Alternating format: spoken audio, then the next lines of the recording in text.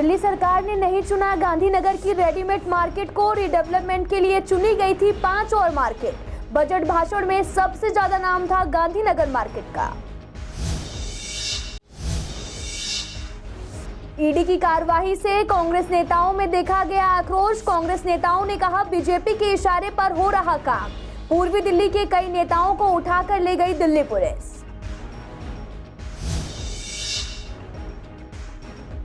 Travel agent ने कहा लोग काफी संख्या में करा रहे बुकिंग, ठंडी जगहों पर जा रहे लोग घूमने। सबसे ज्यादा बुकिंग शिमला, मसूरी और केदारनाथ की।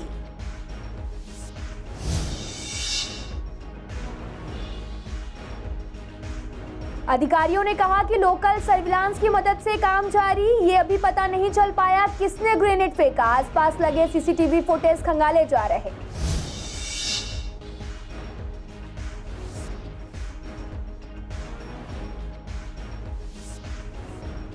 मंडावली रोड पर पार्किंग नहीं होने से बड़ी समस्या। लोग गलत तरीके से खड़ी करते हैं गाड़ियां। लोगों ने कहा पार्किंग नहीं होने से होती है दिक्कतें।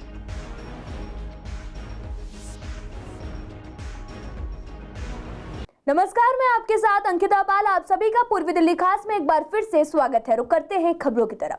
गांधीनगर मार्केट को एशिया की सबसे बड़ी गारमेंट मार्केट कहा जाता है और इस साल के बजट भाषण में डिप्टी सीएम मनीष सिसोदिया ने भी ये बात कही थी और ये भी कहा था कि सरकार इन मार्केट में रोजगार पैदा करने के लिए इनका रिडेवलपमेंट करेगी। पिछले कुछ समय से बार बार गांधीनगर मार्केट का नाम लिया जा रहा था, लेकिन सीएम अरविंद केजरीवाल ने सोमवार को उन मार्केट का ऐलान कर दिया जिन्हें सरकार ने रिडेवलपमेंट के लिए चुना है।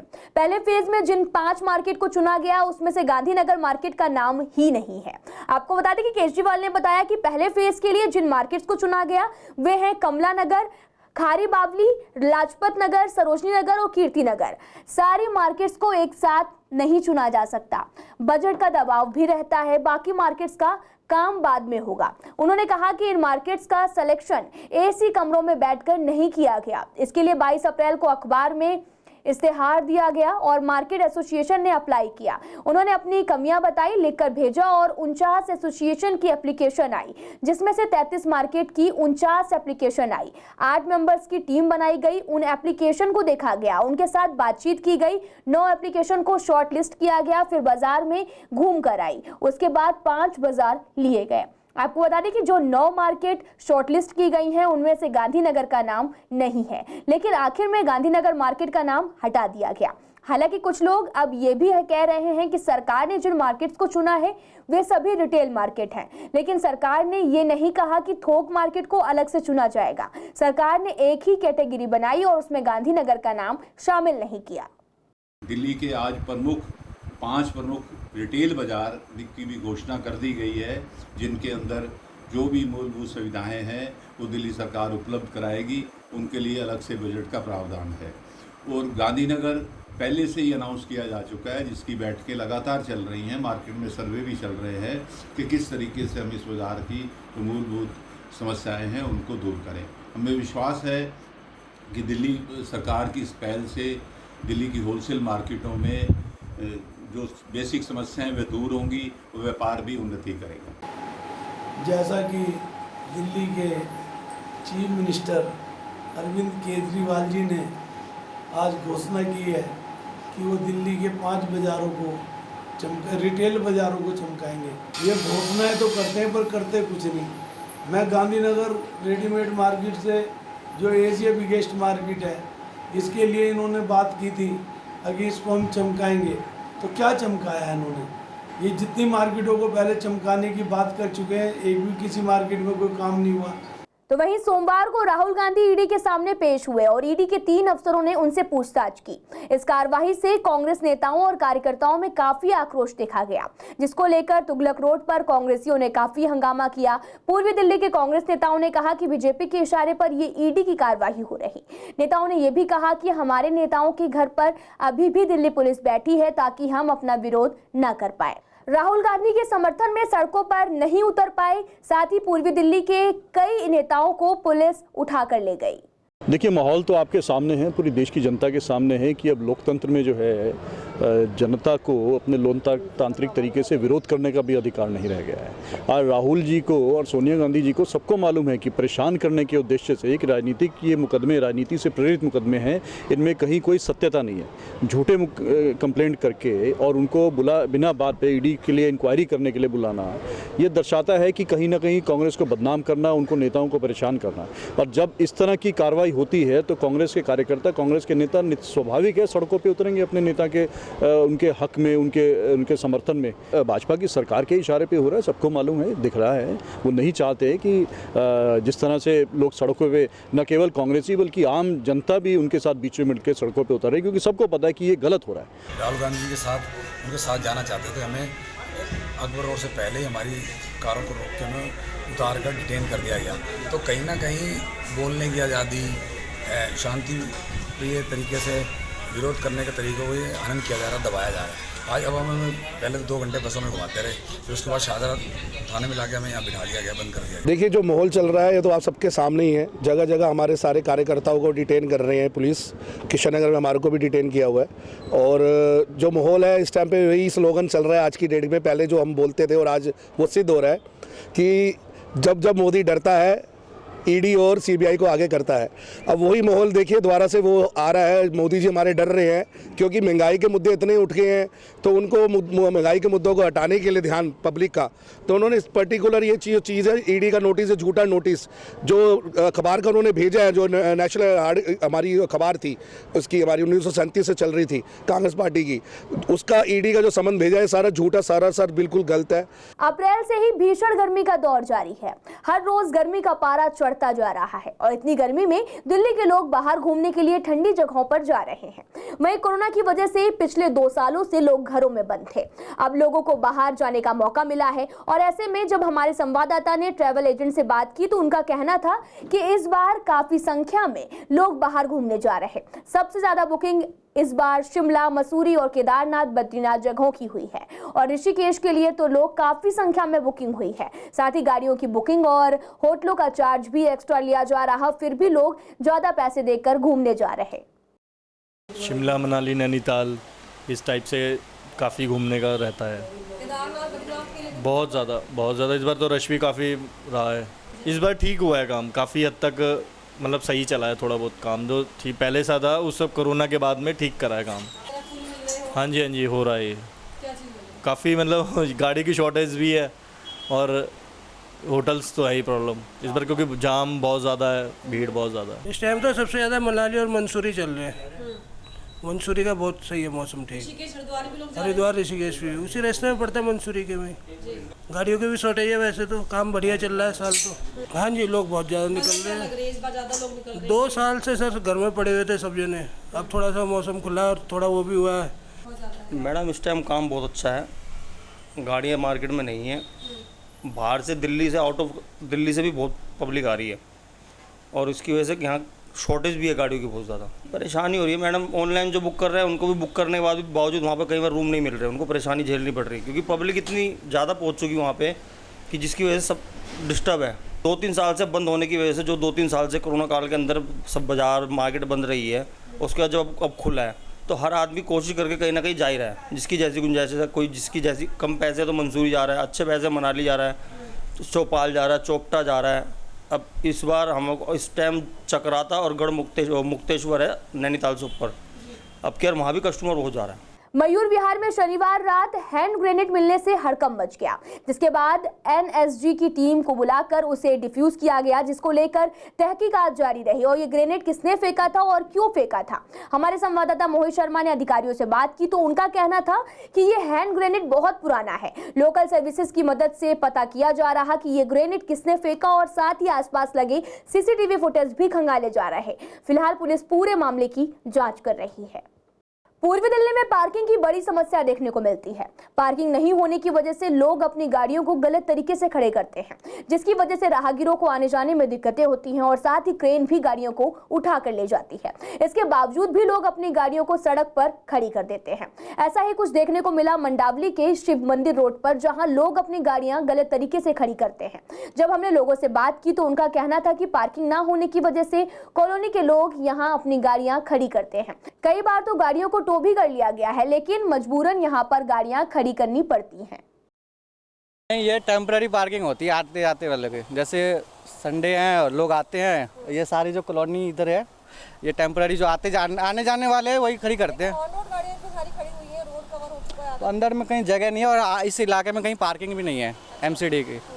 इस इलाके पूरे मंडावली में इधर कहीं पार्किंग नहीं है और जिनके पास गाड़ियां हैं वो अंदर ले नहीं जा सकते, अंदर रोडों पे खड़ी नहीं कर सकते, मार्केट वाले भीड़ भाड़ रोड पे, तो इधर जगह है नहीं। इधर तो वैसे कार्रवाई हुई भी है, पुलिस वाले ले भी गए, गाड़ी चालान भी कटा है, ऐसा नहीं है कि नहीं हुआ है, लेकिन फिर भी लोग लगा लेते हैं क्योंकि उनको आगे जगह नहीं है ना कहीं लगाने की, कहाँ लगाएंगे गाड़ी, अब है तो गाड़ी लेके आएंगे ना। तो गवर्नमेंट को पार्किंग बनानी चाहिए। हाँ, पार्किंग बनानी चाहिए यहाँ पे। इस मंडावली में पार्किंग एक भी नहीं है एमसीडी की।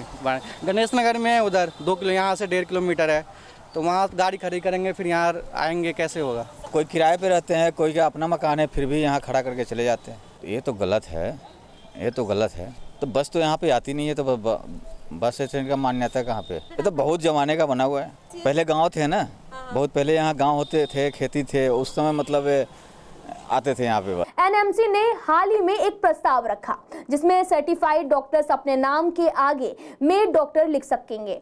खासकर एमबीबीएस डॉक्टर अपने नाम के आगे मेड डॉक्टर लगा सकेंगे और ऐसा इसलिए किया जा रहा ताकि आम लोगों को पता चल सके कि कौन सा क्वालिफाइड डॉक्टर है, ताकि गली मोहल्ले में जो क्लिनिक खोलकर डॉक्टर्स बैठे हैं उनमें से एमबीबीएस डॉक्टर का पता चल सके।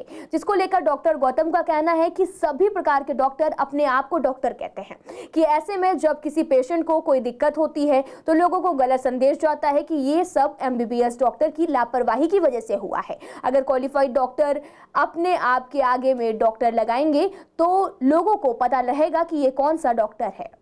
एनएमसी के अंदर या पुरानी जो एमसीआई जिसको बोलते थे या स्टेट मेडिकल काउंसिल्स हैं, उनके अंदर जो रजिस्टर्ड लोग हैं, यानी कि जो एमबीबीएस और उसके ऊपर के क्वालिफाइड लोग हैं, वो अपने नाम के आगे मेड डॉक्टर लिखें ताकि आम जनता भी भ्रमित ना हो। नहीं तो आम जनता क्या होता था, कोई भी डॉक्टर देखा उसके घर चले गए, उसको दिखाने चले गए। तो उन्होंने कहा नहीं, अगर आप बिल्कुल आयुर्वेदिक और जो जिसको मॉडर्न सिस्टम ऑफ मेडिसिन बोलते हैं उसके क्वालिफाइड लोगों के पास जाना है तो पहले उसकी नाम प्लेट देखें जिसमें मेड डॉक्टर लिखा हो। देखिए, हमारे हिंदुस्तान के अंदर जो है वो बहुत सारे लोग जो है वो अपने आप को डॉक्टर कहते हैं। जैसे कि कायरोप्रैक्टिस है वो अपने आप को डॉक्टर कहते हैं, फिजियोथेरेपिस्ट हैं वो अपने आप को डॉक्टर कहते हैं, होम्योपैथिक डॉक्टर्स हैं वो अपने आप को डॉक्टर कहते हैं, आयुर्वेदिक, यूनानी, सब लोग अपने आप को डॉक्टर कहते हैं। ऐसे में कहीं ना कहीं जो है हम ये देखते हैं कि उनके द्वारा किए गए हुए गलत व्यवहार से या उनके द्वारा किए गए गलत काम को जो है वो कहीं ना कहीं डॉक्टर समाज, जो एमबीबीएस डॉक्टर समाज है, उसको भुगतना पड़ता है। क्योंकि जब न्यूज़ मीडिया में चीज़ फ्लैश होती है कि डॉक्टर ने ऐसा किया तो लोग सोचते हैं कि शायद ये एलोपैथिक डॉक्टर ही हैं जो ऐसा कर रहे हैं, और इससे जो है कहीं ना कहीं लोगों का जो है वो डॉक्टर के ऊपर से विश्वास जो है वो कम होता जाता है। इसको बरकरार करने के लिए जो है ये एक नियम लाया गया है एनएमसी द्वारा, और इसका जो है डॉक्टर समाज पूरा स्वागत करता है। दिल्ली में कोरोना के मामलों में लगातार बढ़ोतरी देखी जा रही, इसके बावजूद वैक्सीनेशन की रफ्तार कम हुई है। हमने शाहदरा डीएम से बात की तो उनका कहना था कि शाहदरा डिस्ट्रिक्ट में फर्स्ट डोज तो पूरे तरीके से लग चुकी है, वहीं शाहदरा डिस्ट्रिक्ट वैक्सीनेशन को सेकेंड डोज में पीछे चल रहा है। जहां एक तरफ पहली डोज लगभग 105% लोगों को लग चुकी है, वहीं दूसरी डोज लगभग 93% ही लगी है। साथ ही डीएम ने आश्वासन दिया कि जैसे जैसे कोरोना के केस बढ़ रहे हैं वैसे वैसे वैक्सीनेशन की रफ्तार बढ़ सकती है। हमें पता है कि शाहदरा डिस्ट्रिक्ट की, इनफैक्ट पूरे दिल्ली की ही जो फर्स्ट डोज की कवरेज है वो बहुत ही इम्प्रेसिव है, बहुत ही अच्छी है। हमारी दिक्कत सेकेंड डोज में आ रही है, तो फर्स्ट डोज की कवरेज के हिसाब से सेकेंड डोज में हम काफ़ी पीछे हैं। मैं नेशनल लेवल पर नहीं बोल रही, बट खुद ही का हम कंपेयर करेंगे तो फर्स्ट डोज अगर हमारा 115% है, तो हमारा सेकेंड डोज 90s में है, लाइक 93-94%। तो मैं आपके माध्यम से फिर से अपील करना चाहती हूँ कि प्लीज़ सेकेंड डोज लीजिए। जब तक हम सेकेंड डोज नहीं लेंगे हम फुल्ली वैक्सीनेटेड नहीं हैं। एंड इनफैक्ट अभी तो बूस्टर डोज भी शुरू हो चुका है, तो अगर हमने सेकेंड डोज जल्दी नहीं लिया तो हमारा बूस्टर डोज का भी वो लंबा खींचा जाएगा। एंड वी रियली वांट कि हमारे सारे लोग सेफ रहे, उनको कोविड इन्फेक्शन ना हो, तो इसीलिए they must really go for vaccination. And आप भी प्लीज़ लोगों में जागृति फैलाइए। उत्तर पूर्वी दिल्ली के सीमापुरी एसडीएम शिव कुमार मीणा का अंडमान निकोबार में तबादला कर दिया गया, जिसको लेकर डीएम ने एक कार्यक्रम आयोजित किया, जिसमें एसडीएम के कामों की काफी सराहना की गई और सम्मान भी दिया गया। शिव कुमार मीणा ने बताया कि लगभग 1.5 साल के कार्यकाल में सभी लोगों ने कॉर्पोरेट भी किया और अच्छे से काम भी किया। साथ ही उन्होंने कहा कि और भी काम करने थे, अब तबादले की वजह से वो नहीं कर पाएंगे, लेकिन आगे ऐसे ही काम करते रहेंगे।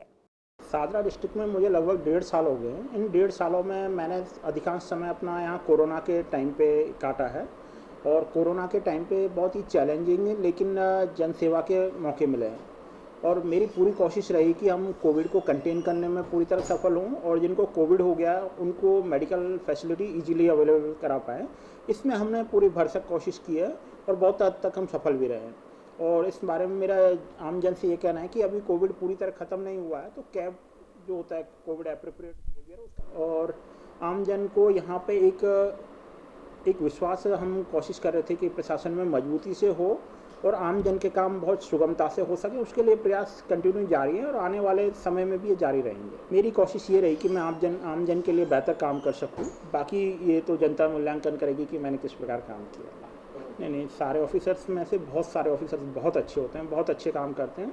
मेरी कोशिश ये थी कि जो मुझे एक मैंडेट मिला है संविधान से और जो एक मेरी जिम्मेदारियां हैं एक सिविल सर्वेंट के तौर पे, मैंने उन्हीं को पूरा करने की कोशिश की। और इतने कम समय में लोगों के जो मन के अंदर, जो दिलों के अंदर जगह पाई है ना, वो कभी कोई भूल नहीं सकता। मुझे पता है उन्होंने कैसा कैसा कार्य किया है यहाँ पर। किसी को भी किसी प्रकार की कोई दिक्कत परेशानी होती थी, हरदम हमेशा सुख दुख में हरदम हमेशा अपने एसडीएम खड़े रहते थे। उत्तर पूर्वी दिल्ली के नंद नगरी आईटीआई में कला शक्ति नाम से एक कार्यक्रम आयोजित किया गया, जिसमें शाहदरा डिस्ट्रिक्ट के डीएम प्रांजल पाटिल और साथ ही शाहदरा एसडीएम तपन कुमार झा और साथ ही आईटीआई की प्रिंसिपल संदीप कुमार शामिल हुए। इस कार्यक्रम में स्टूडेंट ने अपनी प्रतिभाएं दिखाई और ये कार्यक्रम डिस्ट्रिक्ट लेवल पर अलग अलग जगह चलाया गया, जिसके तहत आज का कार्यक्रम नंद नगरी आईटीआई के अंदर आयोजित किया गया।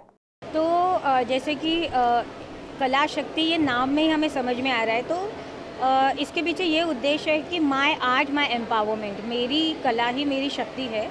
तो जैसे कि हमें पता है कि हमारे देश में हम पढ़ाई लिखाई को बड़ा ही इम्पोर्टेंस देते हैं और हमेशा हमारे पेरेंट्स टीचर्स हमें बताते हैं कि अच्छे मार्क्स लेके आओ, तो नो डाउट वो बहुत ही इम्पोर्टेंट है। बट ये प्रोग्राम के द्वारा हमारी ये कोशिश है कि पढ़ाई के साथ साथ हमारे बाकी सारे ज़रूरतों के साथ साथ एक कला आना भी बहुत ज़रूरी है। एक आर्ट, वो कुछ भी आर्ट हो, आर्ट का कोई भी फॉर्म हो, लेकिन आर्ट अगर हमें आए तो एक लाइफ में एक बड़ा ही कॉन्फिडेंस फील होता है, एक sense of purpose and satisfaction होता है।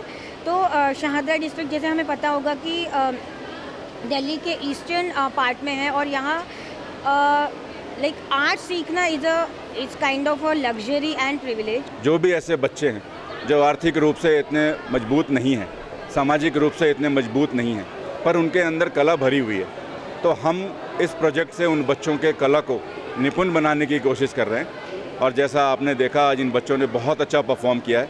आज इनके मेंटर्स भी आए हैं, अलग अलग फॉर्म में हम इनको डांस म्यूज़िक सिखाएंगे अगले 6 महीने तक। और ये सारा प्रोग्राम जो है ये बिल्कुल निःशुल्क होगा। बच्चे जब सीख जाएंगे तो आजकल तो सोशल मीडिया का ज़माना है, आपकी परफॉर्मेंस को आप छिपा नहीं सकते हैं। हमारे बच्चों में बहुत सारी प्रतिभा छुपी है, उसको उजागर करने के लिए हमको एक प्लेटफॉर्म चाहिए था। तो जिस तरह का प्लेटफॉर्म मैडम ने प्रोवाइड किया है, वो क्लासिकल डांसिंग में बच्चे आगे आएंगे, तो बच्चों को मतलब एक पढ़ाई के अलावा और एक कला जो होती है अंदर, उससे उनका कॉन्फिडेंस आता है। फिलहाल इस बुलेटिन में इतना ही। तमाम खबरों के लिए आप देखते रहिए CCN लाइव।